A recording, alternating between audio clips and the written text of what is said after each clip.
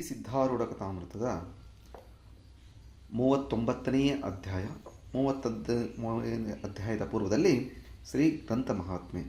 ಶ್ರೀ ಗಣೇಶಾಯ ನಮಃ. ಶ್ರೀ ಗುರು ಸಿದ್ಧಾರೂಢಾಯ ನಮಃ. 4 ವೇದ, 6 ಶಾಸ್ತ್ರ, 18 ಪುರಾಣ, 28 ದಿವ್ಯ ಆಗಮಗಳ ಸರ್ವಸಾರಭೂತವಾದ ಶ್ರೀ ಸಿದ್ಧ ಪುರುಷನ ಈ ಪವಿತ್ರವಾದ ಚರಿತ್ರೆಯನ್ನು ನಿತ್ಯವೂ ಶ್ರದ್ಧೆಯಿಂದ ಓದುವ, ಕೇಳುವ, ಪೂಜಿಸುವ ಸರ್ವಭಕ್ತರಿಗೆ ಧರ್ಮ, ಅರ್ಥ, ಕಾಮಮೋಕ್ಷಗಳು ಸಿದ್ಧಿಸುವವು. ಸರ್ವ ಕಷ್ಟ ನಷ್ಟಗಳು, ಸರ್ವ ಪಾಪತಾಪಗಳು, ಚೋರವೈರಿ ವಿಷಭೂತಾದಿ ಭೀತಿಗಳು ಬಯಲಾಗಿ ಸರ್ವದಾ ಸಕಲ ಸನ್ಮಂಗಳಿಂದ ಕೂಡಿದ ಸುಖ ಸೌಭಾಗ್ಯಗಳು ಒದಗಿ ಬರುವು. ಶ್ರೀ ಸಿದ್ಧ ಸದ್ಗುರುವಿನ ಕೃಪಾಪೂರ್ವಕ ಶ್ರವಣ ಮಾಡುವುದರಿಂದ ಶಾಂತಿ, ದಾಂತಿ, ವಿವೇಕ, ಜ್ಞಾನ, ಸದ್ಭಕ್ತಿಗಳು ಸಂಪ್ರಾಪ್ತವಾಗುವು.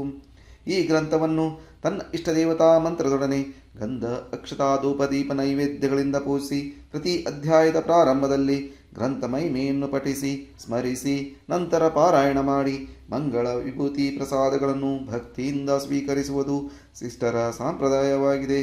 ಇತಿ ಗ್ರಂಥ ಮಹಾತ್ಮೆ ಸಮಾಪ್ತಿ. ಓಂ ತತ್ಸತ್.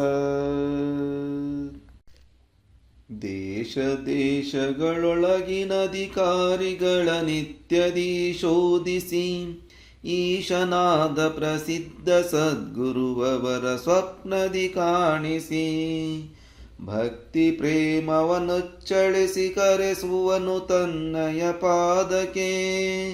ಭಕ್ತರುತ್ತಾಪವನು ಕಳೆದನು ಅದರ ಹಿತ ಸಾಧಿಸುವುದಕ್ಕೆ, ಅದರ ಹಿತ ಸಾಧಿಸುವುದಕ್ಕೆ, ಅದರ ಹಿತ ಸಾಧಿಸುವುದಕ್ಕೆ. ಹೇ ಸಿದ್ಧಾರೂಢ ಸದ್ಗುರು ತಾಯಿಯೇ, ನೀನು ಸದಾ ಭಕ್ತ ಜನರ ಮೇಲೆ ಕೃಪೆಯ ಛಾಯೆಯನ್ನು ಹಾಕುವಿ. ಅವರ ದಿಶೆಯಿಂದಲೇ ನೀನು ಒಲಿದು ಸಗುಣ ರೂಪವನ್ನು ಧರಿಸಿಕೊಂಡು ಬಂದಿರುವಿ. ನೀನು ಭಕ್ತರಿಗೆ ಪ್ರೇಮವೆಂಬ ಸ್ತನವನ್ನು ಖಂಡಿಸುವಿ. ಬ್ರಹ್ಮಾನಂದ ರಸವೆಂಬುದೇ ಇಲ್ಲಿ ದುಗ್ಧವಾಗಿರುವುದು.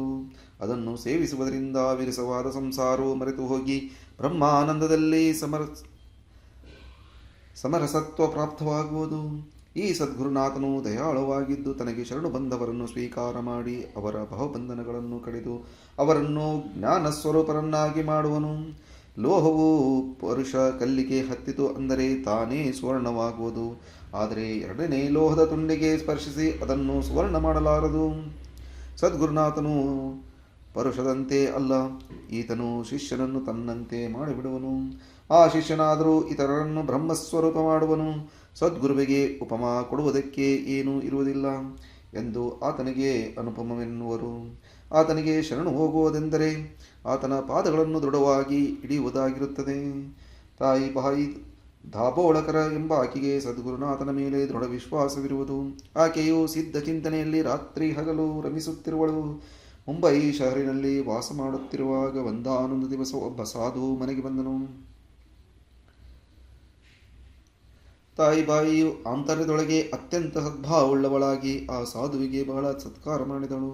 ತನ್ನ ಮಕ್ಕಳನ್ನು ಮೊಮ್ಮಕ್ಕಳನ್ನು ಕರೆದು ಆತನ ಪಾದಕ್ಕೆ ಹಾಕಿದಳು. ಆಗ ಆ ಸಾಧುವು ಬಹಳ ಆನಂದಭರಿತನಾಗಿ ತಾಯಿ ಬಾಯಿಯನ್ನು ಕುರಿತು, ಸಾಧುಗಳ ಮೇಲಿನ ನಿಮ್ಮ ಶ್ರದ್ಧಾ ನೋಡಿ ನಾನು ಮನಸ್ಸಿನಲ್ಲಿ ಅತ್ಯಂತ ಆನಂದ ಬಂದಿದೆನು.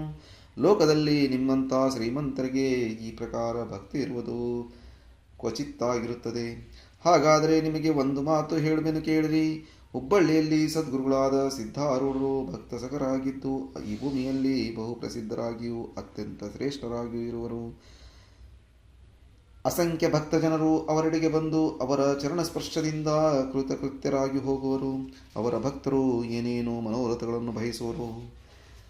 ಅವುಗಳನ್ನು ಆತನ ಕೃಪೆಯಿಂದ ಕೂಡಲೇ ಹೊಂದುವರು. ಆತನ ರೂಪವು ಅತ್ಯಂತ ಮನೋಹರವಾಗಿದ್ದು ಇದು ಶಾಂತಿಯ ಸಾಗರವೋ ಎಂಬಂತೆ ಕಾಣಿಸುವುದು. ಮುಖವನ್ನು ನೋಡಿದ ಮಾತ್ರದಿಂದ ತ್ರಿತಾಪಗಳೆಲ್ಲ ಆ ಕ್ಷಣವೇ ಪರಿಹಾರವಾಗುವುದು. ಇದು ನೋಡಿರಿ ಆತನ ಭಾವಚಿತ್ರವು ಎಂದು ಮನೋಹರವಾದ ಸಿದ್ಧರೂಪವನ್ನು ತೋರಿಸುವಂತನಾದನು. ಅದನ್ನು ನೋಡಿದ ಕೂಡಲೇ ತಾಯಿ ಬಾಯಿಗೆ ಮಹದಾನಂದವಾಗಿ ಸಾಧುವನ್ನು ಕುರಿತು, ನೀವೇ ನಮಗೆ ಗುರುರೂಪದಿಂದಿದ್ದು ನಿಜವಾದ ದೇವರನ್ನು ತೋರಿಸಿದಿರಿ. ಈಗ ನಮ್ಮ ಮೇಲೆ ಕೃಪಾ ಮಾಡಿ ಆತನ ಕಡೆಗೆ ನಮ್ಮನ್ನು ಕರೆದುಕೊಂಡು ಹೋಗಿರಿ ಎಂದು ಹೇಳಿದ್ದನ್ನು ಕೇಳಿ ಆ ಸಾಧುವು, ನೀವು ಹೊರಡುವ ಸಿದ್ಧತೆಯನ್ನು ಮಾಡಿರಿ, ನಾನು ನಿಮ್ಮ ಕೂಡ ಬರುವೆನು, ಅಲ್ಲಿ ತನಕ ಇಲ್ಲೇ ಇರುವೆನು ಎಂದು ಉತ್ತರ ಕೊಟ್ಟನು. ಆ ಸಾಧುವಿಗೆ ಬಹಳ ಉಪಚಾರಗಳಿಂದ ಪೂಜಿಸಿ ಮರುದಿನ ಹೊರಡುವುದೆಂದು ನಿರ್ಣಯಿಸಿದರು. ತಾಯಿ ಬಾಯಿಗೆ ಸದ್ಗುರು ಧ್ಯಾನವು ಅತ್ತಿ ಒಂದು ಚಮತ್ಕಾರವಾಯಿತು. ಅದನ್ನು ಹೇಳುವೆನು ಕೇಳಿರಿ. ಹುಬ್ಬಳ್ಳಿಯಲ್ಲಿರುವ ಸಿದ್ಧ ಸದ್ಗುರುವಿನ ಮೂರ್ತಿಯನ್ನು ಮನಸ್ಸಿನಲ್ಲಿ ಧ್ಯಾನಿಸುತ್ತಾ ತಾಯಿಬಾಯಿಯು ಆ ರಾತ್ರಿ ಹಾಸಿಗೆ ಮೇಲೆ ಮಲಗಿಕೊಂಡಳು. ಆಗ ಸ್ವಪ್ನದಲ್ಲಿ ಆಕೆಯು ಪ್ರತ್ಯಕ್ಷ ಶ್ರೀ ಗುರುನಾಥನನ್ನು ಕಾಣುವಂತಳಾದಳು. ತನ್ನೆದುರಿಗೆ ಬರುವುದನ್ನು ನೋಡಿ ಆತನ ಹಸ್ತವನ್ನು ಹಿಡಿದು ಒಂದು ಆಸನದ ಮೇಲೆ ಕೂಡಿಸಿದಳು. ಸದ್ಗುರುವಿನ ವಿಶೇಷವಾದ ತೇಜೋಭರಿತ ರೂಪವನ್ನು ನೋಡಲು ಕೂಡಲೇ ಬಹಳ ಆನಂದ ಉಂಟಾಗಿ ಹೇಗೆ ಸದ್ಗುರು ರೂಪವನ್ನು ಆ ಸಾಧು ವರ್ಣಿಸಿದ್ದನೋ ಅದೇ ಪ್ರಕಾರ ಕಂಡಳು. ಆ ದಿವ್ಯ ರೂಪವನ್ನು ತಾಯಿಯು ನೋಡಿ ತತ್ಕಾಲ ಆತನ ಪಾದಕ್ಕೆ ಬಿದ್ದಳು. ಆತನು ಆಕೆಯನ್ನು ಪ್ರೇಮದಿಂದ ಎಬ್ಬಿಸಿದನು. ಆಮೇಲೆ ತಾಯಿಬಾಯಿಯು ಪೂಜಾ ಸಾಮಗ್ರಿಗಳನ್ನು ತಂದು ಬಹು ಪ್ರೇಮದಿಂದ ಸದ್ಗುರು ಪೂಜಾ ಮಾಡಿ ನನ್ನ ಮೇಲೆ ಕೃಪೆ ಮಾಡಿ ಇದೇ ಪ್ರಕಾರ ನಿತ್ಯದಲ್ಲಿಯೂ ದರ್ಶನ ಕೊಡುತ್ತಿರಬೇಕು, ಇದೇ ವರದಾನ ನನಗೆ ಕೊಡಬೇಕಾಗುವುದು ನನ್ನ ಪ್ರಾರ್ಥನೆ ಇರುತ್ತದೆ, ಇದರ ಹೊರತು ಬೇರೆ ಏನೇನೂ ಬೇಡುವುದಿಲ್ಲ ಎಂದು ಹೇಳಿದ್ದು ಕೇಳಿ ಸದ್ಗುರು ತಥಾಸ್ತು ಎಂದು ಹೇಳಿ ಅಂತರ್ಧಾನ ಹೊಂದಿದನು. ಈ ಪ್ರಕಾರ ಸ್ವಪ್ನ ನೋಡಿ ತಾಯಿಬಾಯಿಯು ಅತ್ಯಂತ ಆನಂದಭರಿತಳಾದಳು. ಪ್ರಾತಃ ಕಾಲದಲ್ಲಿ ಎಚ್ಚರವಾದ ಕೂಡಲೇ ಎಲ್ಲರನ್ನೂ ಕರೆದು ತನ್ನ ಸ್ವಪ್ನ ವೃತ್ತಾಂತವನ್ನು ಹೇಳಿ ಸದ್ಗುರುನಾಥನ ಮಹಿಮಾ ಏನು ನೋಡಿರಿ, ಅದು ವರ್ಣಿಸಿದ ಅತೀತವಾಗಿರಬಾರದು ಎಂದು ಬಹುಪ್ರೇಮದಿಂದ ಬಂದಳು. ಹೃದಯದಲ್ಲಿ ಅತ್ಯಂತ ಸದ್ಗುರು ಭಕ್ತಿಯು ಪೂರ್ಣವಾಗಿ ಕ್ಷಣಕ್ಷಣಕ್ಕೆ ಸಿದ್ಧಮೂರ್ತಿಯು ಧ್ಯಾನದಲ್ಲಿ ಹೊಳೆಯುತ್ತಿದ್ದು ಚಿತ್ತಕ್ಕೆ ಆನಂದವನ್ನುಂಟು ಮಾಡುತ್ತಿತ್ತು. ಎಲ್ಲರೂ ದರ್ಶನಕ್ಕೋಸ್ಕರ ಆತುರ ಪಡುತ್ತಿದ್ದರು. ಅದೇ ದಿವಸ ಗಾಡಿಯೊಳಗೆ ಕುಳಿತು ಸದ್ಗುರು ದರ್ಶನೋತ್ಸುಕರಾಗಿ ಪ್ರೇಮದಿಂದ ಆತನನ್ನು ಸ್ಮರಿಸುತ್ತಾ ಮರುದಿವಸ ಹುಬ್ಬಳ್ಳಿಗೆ ಬಂದು ಹೇಳಿದರು. ಇಂದಿನ ಅಧ್ಯಾಯದಲ್ಲಿ ಹೇಳುತ್ತೇನೆಂದರೆ, ತುಕ್ಕಪ್ಪನ ಗೃಹದಲ್ಲಿ ಸಿದ್ಧರನ್ನು ಮಂಟಪದಲ್ಲಿ ಕೂಟಿಸಿ ಅವರ ಮುಂದೆ ಕೀರ್ತನೆ ನಡೆಯುತ್ತಿತ್ತು. ಇಲ್ಲಿಗೆ ಬಂದು ತಾಯಿಬಾಯಿಯು ಇಳಿದಳು. ಮಂಟಪದಲ್ಲಿ ಆ ದಿವ್ಯ ಮೂರ್ತಿಯನ್ನು ನೋಡಿ ತಾಯಿಗೆ ಮನಸ್ಸಿನಲ್ಲಿ ಇಳಿಸಲಾರದಂಥ ಆನಂದವಾಯಿತು. ಆಕೆಯು ಧಾವಿಸಿ ಆತನ ಚರಣಗಳ ಮೇಲೆ ಬಿದ್ದು ಅವನನ್ನು ಗಟ್ಟಿಯಾಗಿ ಹಿಡಿದಳು. ಕಣ್ಣೊಳಗಿಂದ ಆನಂದಾಶ್ರುಪಾತವಾಗುತ್ತಿದ್ದು ಅದ್ಭುತವಾದ ಪ್ರೇಮವುಳ್ಳವಳಾಗಿ ಸದ್ಗುರು ಮುಖವನ್ನು ನೋಡುತ್ತಾ ನೋಡುತ್ತಾ ಎಷ್ಟು ನೋಡಿದರೂ ಸಾಕು ಅನಿಸಲಿಲ್ಲ. ಆಗ ಸಿದ್ಧರು, ಇವತ್ತು ಯಾವಲ್ಲಿಂದ ಆಗಮನವಾಯಿತು ಎಂದು ಹೇಳಿದ್ದಕ್ಕೆ ತಾಯಿಬಾಯಿಯು, ನಾವು ಮುಂಬೈ ಊರಿನೊಳಗಿನವರು, ನಿಮ್ಮ ದರ್ಶನೋದ್ದೇಶದಿಂದ ಬಂದಿರುವೆವು. ಸ್ವಪ್ನದಲ್ಲಿ ಬಂದು ನೀವು ದರ್ಶನವನ್ನು ಕೊಟ್ಟಿರಿ. ಆಗ ನಿಮ್ಮ ಪ್ರತ್ಯಕ್ಷ ದರ್ಶನಕ್ಕೋಸ್ಕರ ಮನಸ್ಸು ಬಹಳ ಉತ್ಕಂಠಿತವಾಗಿ ತತ್ಕಾಲ ಹೊರಟು ಬಂದೆವು ಎಂದು ನಮ್ರಭಾವದಿಂದ ಉತ್ತರ ಕೊಟ್ಟಳು. ಆಮೇಲೆ ಸದ್ಗುರುಗಳ ಪೂಜೆಯನ್ನು ನೋಡಿ ತಾಯಿಬಾಯಿಯ ಬಹಳ ಆನಂದಪಟ್ಟು, ಆಹಾ, ಸದ್ಗುರುವಿನ ಕೃಪೆಯು ಎಷ್ಟೆಂತ ವರ್ಣಿಸಲಿ, ಇಂಥ ಪೂಜಾ ಕಾಲದಲ್ಲಿಯೇ ನಮ್ಮನ್ನು ಕರೆಸಿಕೊಂಡನು ಎಂದು ಗದ್ಗದಿತಳಾದಳು. ಭೋಜನವಾದ ಬಳಿಕ ತಾಯಿ ಮತ್ತು ಆಕೆಯ ಮಂದಿಯನ್ನು ಕೂಡಿಕೊಂಡು ಸದ್ಗುರುಗಳ ಮಠಕ್ಕೆ ಹೋಗುವಂತರಾದರು. ಸಿದ್ಧಾಶ್ರಮದಲ್ಲಿ ಕೆಲವು ದಿನ ಆನಂದದಿಂದ ವಾಸಿಸಿ ಸದ್ಗುರು ಆಜ್ಞೆಯನ್ನು ತೆಗೆದುಕೊಂಡು ತಾಯಿಬಾಯಿ ತನ್ನ ಮಂಡಳಿ ಸಮೇತ ತಮ್ಮೂರಿಗೆ ಹೋದಳು. ಅಂದಿನಿಂದ ಪ್ರತಿ ಒಂದು ಉತ್ಸವಕ್ಕೆ ತಾಯಿಬಾಯಿಯು ತನ್ನ ಮಕ್ಕಳು ಮರಿ ಎಲ್ಲರನ್ನು ಕರೆದುಕೊಂಡು ಮುಂಬೈಯಿಂದ ಹುಬ್ಬಳ್ಳಿಗೆ ಬರುತ್ತಿದ್ದಳು ಮತ್ತು ಅವರನ್ನೆಲ್ಲ ಸದ್ಗುರು ಪಾದಕ್ಕೆ ಹಾಕಿ ಕೃತಕೃತ್ಯತೆಯನ್ನು ಹೊಂದುತ್ತಿದ್ದಳು. ತಾಯಿಬಾಯಿಗೆ 3 ಮಂದಿ ಮಕ್ಕಳು. ಅವರ ಪೈಕಿ ಎರಡನೆಯವನಾದ ಪ್ರಭಾಕರನೆಂಬವನಿಗೆ ನಳಿನಿ ಎಂಬ ಪುತ್ರಿಯೂ ಇರುವಳು. ಒಮ್ಮೆ ಎಲ್ಲ ಮನೆ ಮಂದಿಯನ್ನು ಕೂಡಿಕೊಂಡು ತಾಯಿಬಾಯಿಯು ಹುಬ್ಬಳ್ಳಿಗೆ ಬಂದು ಸಿದ್ಧಾಶ್ರಮದಲ್ಲಿ ಉತ್ಸವೋದ್ದೇಶದಿಂದ ಇರುತ್ತಿರುವಾಗ 7 ವರ್ಷ ವಯಸ್ಸಿನ ನಳನಿಗೆ ವಿಪರೀತವಾದ ಜ್ವರವು ಪೀಡಿಸಲಾರಂಭಿಸಿತು. 3 ದಿವಸಗಳವರೆಗೆ ಜ್ವರವು ಹೆಚ್ಚುತ್ತಾ ಹೋಗಿ 3ನೇ ದಿವಸ ರಾತ್ರಿ ಹೊತ್ತಿಗೆ ಹುಡುಗಿಗೆ ಪ್ರಾಣಾಂತವಾಗುತ್ತದೋ ಎಂಬಂತೆ ಕಂಡುಬಂತು. ಔಷಧೋಪಾಯವು ಏನೇನು ಮಾಡಬಾರದೆಂದು ತಾಯಿಬಾಯಿ ಆಜ್ಞೆಯಾದ್ದರಿಂದ ಸದ್ಗುರುಗಳ ಪಾದತೀರ್ಥದ ವಿನಃ ಎರಡನೆಯದೇನೂ ನಳಿನಿಗೆ ಕೊಡುತ್ತಿದ್ದಿಲ್ಲ. ಈ ಸಮಯದಲ್ಲಿ ಸಿದ್ಧರು ಮಲಗಿ ನಿದ್ರಿಸುತ್ತಿದ್ದರು. ಆಗ ನಳಿನಿಯ ತಾಯಿಯು ಅಳುತ್ತಾ, ಏ ಸದ್ಗುರು ಮಾತೆ, ಹುಡುಗಿಯ ಪ್ರಾಣಾಂತ ಕಾಲ ಬಂತಲ್ಲ, ಏನು ಮಾಡಲಿ, ನಿನ್ನನ್ನು ಹೇಗೆ ಎಬ್ಬಿಸಲಿ, ನೀನು ಸರ್ವಾಂತರದಲ್ಲಿ ವ್ಯಾಪಿಸಿರುತ್ತಿ, ಈ ಕಾಲದಲ್ಲಿ ಬೇಗನೆ ಬಂದು ಈ ಹುಡುಗಿಯನ್ನು ಎಬ್ಬಿಸುವಂತನಾಗು ಎಂದು ಪ್ರಾರ್ಥಿಸುತ್ತಿರುವಾಗ ತಾಯಿಬಾಯಿಯು, ಸದ್ಗುರು ರಾಯನೇ, ಸರ್ವರನ್ನು ನಿನ್ನ ಪಾದದ ಮೇಲೆ ಹಾಕಿರುತ್ತೇನೆ, ನಿನ್ನ ಬಿರುದು ವ್ಯರ್ಥವಾಗಿ ಓದೀತು, ಇದರ ಮೇಲೆ ನೀನು ಮಾಡತಕ್ಕದ್ದು ಅದನ್ನೇ ಮಾಡು ಎಂದು ದೀನವಾಣಿಯಿಂದ ಅನ್ನುತ್ತಿದ್ದಳು.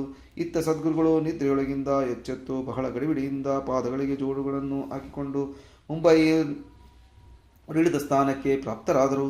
ಅವರು ಬರುವುದನ್ನು ತಾಯಿಬಾಯಿಯು ನೋಡಿ ತತ್ಕಾಲವೇ ಸಾಷ್ಟಾಂಗ ನಮನವನ್ನು ಮಾಡಿ, ಹೇ ದಯಾಳುವಾದ ಸದ್ಗುರುನಾಥನೇ, ನಿನಗೆ ಈ ಸಮಯದಲ್ಲಿ ಯಾರು ಎಬ್ಬಿಸಿರಬಹುದು ಎಂದು ಅಂದದ್ದು ಕೇಳಿ ಸಿದ್ಧರು, ನಿಮ್ಮ ಆರ್ತಸ್ವರವನ್ನು ಕಿವಿಯಲ್ಲಿ ಬಿದ್ದ ಕೂಡಲೇ ನಾನು ಶೀಘ್ರವಾಗಿ ಬಂದೆನು.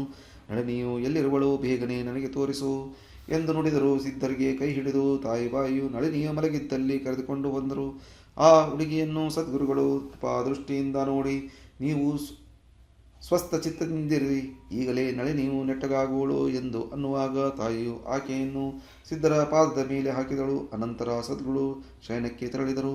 ತಾಯಿಬಾಯಿಗೆ ಈಗ ಧೈರ್ಯ ಬಂತು. ಅಷ್ಟರಲ್ಲಿ ನಳಿನಿಯು ಎದ್ದು ಕೂತಿದ್ದು ನೋಡಿ ತಾಯಿಗೆ ಬಹಳ ಆನಂದವಾಯಿತು. ಇಂಥ ಸದ್ಗುರು ಮಹಾರಾಜರು ಭಕ್ತ ಕಾರ್ಯ ಮಾಡೋದಕ್ಕೆ ಯಾವಾಗಲೂ ಜಾಗೃತರಾಗಿರುತ್ತಿರುವುದು. ಭಕ್ತರ ಸುಖವೇ ಅವರ ಸುಖವು, ಭೇದ ಭಾವವೇ ಅವರಿಗಿರುವುದಿಲ್ಲ.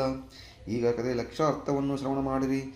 ತಾಯಿ ಬಾಯಿಯೇ ಭಕ್ತಿ, ಆಕೆಗೆ ದೈವಯೋಗದಿಂದ ಭೇಟಿಯಾದ ಸಾಧುವೇ ಸದ್ಗುರು. ಆ ಸದ್ಗುರುವಿಗೆ ಸದ್ಭಾವದಿಂದ ಶರಣ ಹೋಗುವುದರಿಂದ ಆತನು ಸಿದ್ಧ ಸ್ವರೂಪವನ್ನು ಆ ಭಕ್ತಿಗೆ ಬೋಧಿಸಿದನು. ಆಕೆಯು ಸ್ವಪ್ನವೆಂಬ ತುರಿಯ ಅವಸ್ಥೆಯೊಳಗೆ ಸಿದ್ಧ ಸ್ವರೂಪವನ್ನು ಕಂಡಳು. ಆಗ ಕಿಂಚಿತ್ ಮಾತ್ರ ಸ್ವರೂಪವನ್ನು ಕಂಡಿದ್ದರಿಂದ ಅದು ನಿತ್ಯದಲ್ಲಿಯೂ ನಿಕಟವಾಗಿರಬೇಕೆಂದು ಉತ್ಕಂಠಿತ ಮನಸ್ಸಿನಿಂದ ಸದ್ಗುರುವನ್ನು ಪ್ರಾರ್ಥಿಸಿದಳು. ಆಗ ಸದ್ಗುರು ಭಕ್ತಿಯನ್ನು ನಿಶ್ಚಲ ಮನವೆಂಬ ಗಾಡಿಯಲ್ಲಿ ಕೂಡಿಸಿಕೊಂಡು ಶೀಘ್ರವಾಗಿ ಅತ್ಯಾಕಾರ ವೃತ್ತಿ ಎಂಬ ಹುಬ್ಬಳ್ಳಿಗೆ ಮುಟ್ಟಿಸಿದನು. ಅತ್ಯಾಕಾರ ವೃತ್ತಿಯೊಳಗೆ ಸ್ವಪ್ರಕಾಶವಾದ ಆತನು ಸಹಜವಾಗಿ ಪ್ರಕಟವಾಗುತ್ತಾನೆ. ಆತನು ಭಕ್ತಿಯನ್ನು ನಿಜಾನಂದರೂಪ ರಾಜ್ಯದಲ್ಲಿ ಒಯ್ದು ಕೂಟಿಸುವನು. ಇಂಥ ಸದ್ಗುರುರಾಜನನ್ನು ಜೀವಪ್ರಾಣ ಮಾಡಿ ಧ್ಯಾನಿಸುತ್ತಿದ್ದರೆ ಅಂತರ್ವಾಸಿಯಾಗಿರುವ ಆತನು ಪ್ರಕಟನಾಗಿ ಮೋಕ್ಷವಿಗೆ ಜ್ಞಾನವನ್ನು ಕೊಡುವನು. ಈಗ ಎರಡನೇ ಕಥೆಯ ಲಕ್ಷಾರ್ಥವೆಂದರೆ, ನಳಿನಿಯು ಎಂಬ ಶಮೆಗೆ ಬಂದ ಜ್ವರವೇ ವಿಷಯಾಸಕ್ತಿಯು. ಅದರಿಂದ ಶಮೆಗೆ ಪ್ರಾಣಾಂತವಾಯಿತು. ಆಗ ಸದ್ಗುರುದೇವನು ಧಾವಿಸಿ ಬಂದು ಕೃಪಾದೃಷ್ಟಿಯ ಅಮೃತ ವರ್ಷಿಸಿ ಅದರಿಂದ ವಿಷಯಾಸಕ್ತಿಯನ್ನು ನಾಶಿಸಿ ಸ್ವರೂಪದಲ್ಲಿ ಪ್ರಬೋಧ ಮಾಡಿಸಿದನು.